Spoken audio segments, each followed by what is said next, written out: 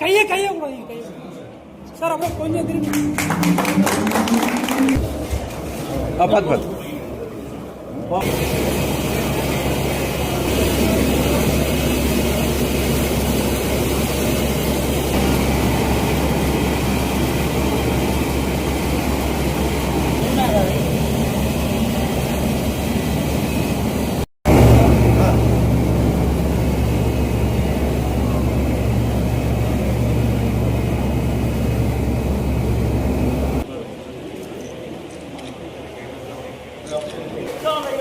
ஆர்வலுக்கு அந்த இளைஞருக்கு என்னுடைய நன்றியை ஆசீர்வாதத்தை தெரிவிக்கிறேன். நன்றி, வணக்கம்.